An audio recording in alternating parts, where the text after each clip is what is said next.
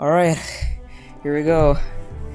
This is, what I've been waiting to talk about for a while, and what some of you guys have hopefully, maybe, I don't know, been waiting for. Xenoblade 3 spoiler talk. Spoilers meaning mostly story stuff, maybe some gameplay stuff here and there, but mostly story stuff here because I just kind of want to get things off my chest and just talk about it to, like, a bunch of people who are willing to listen to me ramble. This is going to be the most unscripted video I've ever made. Meaning I just have literally bullet points of stuff I wanted to talk about, and this is basically bullet points of like what I wanted to talk about with a friend when we both finished the game, and we both got to finish it, and we talked about this stuff. So it's not only going to be limited to what I have on my phone right here, but whatever comes to mind, I'll talk about it. And so, where do I start off? I'll start off by saying this. I did say in my review of the game, after a certain point in the game, I didn't really expect there to be, like, massive, major callbacks. The thing is, I see a lot of people online very disappointed that there weren't major callbacks. There was no Conduit, there's no Zohar, there's no Klaus Galea, there's no Shulk, Rex, any of the Pyramith or all of that, and none of that. First of all, I didn't expect a lot of that to be in the game because of basically the endings of Xenoblade 1 and 2. And all the trailers for this game were hyping up the new cast, Noah, Mio, Uni, Tyon, all those people. So I was like, Lan, Senna, I forgot them. But, so I was like, where can the returning cast come in who are not Melia and Nia?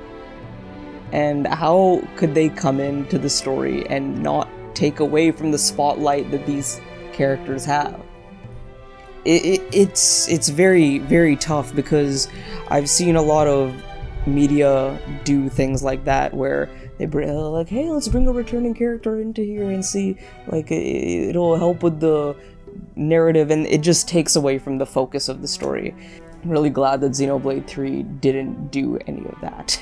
But my whole point with this is, with all this returning stuff, I think it was around us the whole time, like throughout the entirety of the game, because Ionios is Zed's creation, or Zed's combination of Alrest and Bionis together through the memories and the data within Origin, right? So it's like a combined world. So whenever you go through like Milik Meadows, you might see like the no, I don't remember if it was Milik Meadows. It was Everblight Plain or Alfredo Valley or something. You see like the Gormati horns from the Gormat Titan. When you're in the Orion tunnels, you see like the remains of Fonzamaima and some other thing. It's basically like you see a lot of like really cool like Easter eggs. And that's what I loved. Like, it was like small, subtle Easter eggs. It reminded me of Breath of the Wild, where like Breath of the Wild, you were exploring, and you see like some place, and you're like, hey, I recognize the name of this place. It's like named after this person or that person. Or like, hey, I recognize this place. It looks exactly like that place in that really, really, really old Zelda game.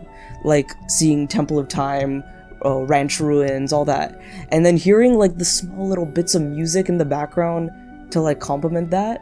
It was really cool. Like, I think the best example of that was Great Cot Falls or Great Cote Falls or whatever, however you pronounce it. When you beat Yorin for the first time, Console J or Mobius J, and when you defeat fake evil Izzard, you get to explore the falls, and you hear that familiar tune.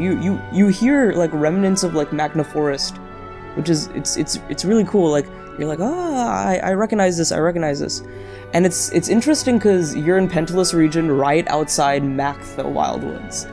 So this is like Great Cot Falls is kind of like more of the Magna area, whereas Mactha Wildwood is more of the Mortha area.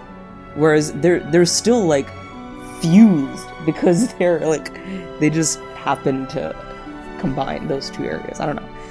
But my whole point of mentioning this place is you got the falls, you got the music to remind you of the falls, and then you're like, oh, where are the falls in Macna Forest? And then you remember this could possibly be the exact same, like, location where Shulk met Alvis for the first time in Xenoblade 1. So I was like, wow, that's really cool that you get to see this again in a new kind of setting. I don't know, that makes sense, but I just thought that was really cool. And some might say like, oh, recycled content, recycled areas, whatever. Yeah, but they're combined, and it just kind of gave a whole new vibe to it. Like, I initially thought that the Syra hovering reefs were supposed to be kind of like hovering reefs of Aerith Sea, because Alchemont is right there. Like, Alchemont, the capital, Kevis Castle is right there. But then I realized that there's a lot of Morardain influence there as well.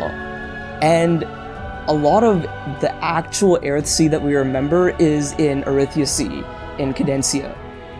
But that also has Letheria influence with the architecture and all that. It was just so cool to explore these areas and see the references, because again, I did not want this to be Xenoblade References 3. I didn't want people to be like, oh yeah, remember the Monado sword, remember the Aegis sword, or like whenever something happens, like Neo was like, oh yeah, I went on an expedition with the Aegis and we did this, that. Like, the references that Melia and Nia refer to, like, we wanted more, definitely, we wanted more, but like, the teases they gave were just enough.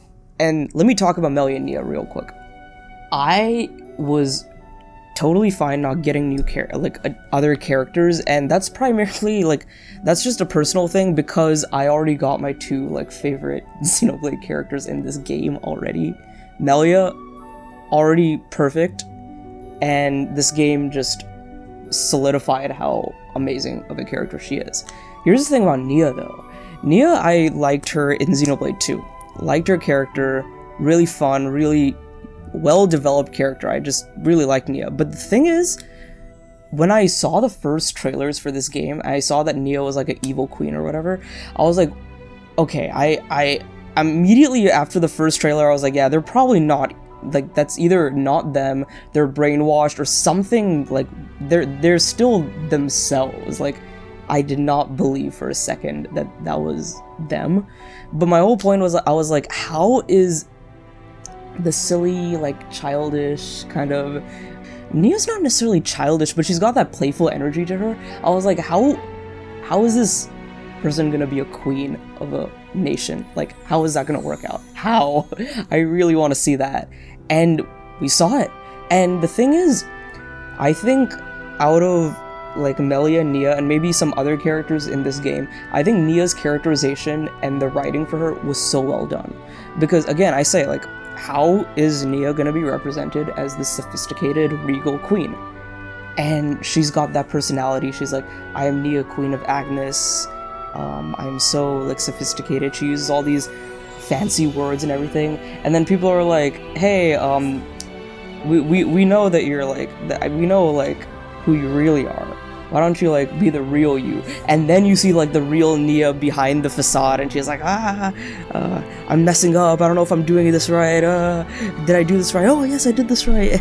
Like, it was great to see that dynamic, because, like, at the end of Future Connected, you basically see, like, Empress Melia, you see Queen of Kevis, like, that's her. And it's not that Melia hasn't aged and matured and, like, mentally and emotionally from Future Connected to Xenoblade 3, because she has, but it's not as, like, big of a, like, it's not, you don't have to, like, really kind of say, like, how will we see, like, mature Melia, because you can kind of imagine that.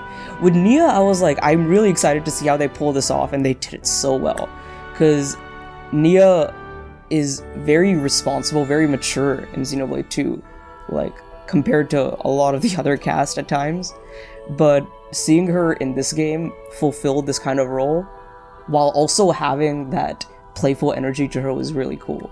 So I really respect that they did that. But another thing about the returning stuff is the DLC. get to the DLC a little bit later, but I think a lot of hopefully a lot of returning characters and things and motifs and imagery will be back in the DLC. So if not, then I don't know. We'll see.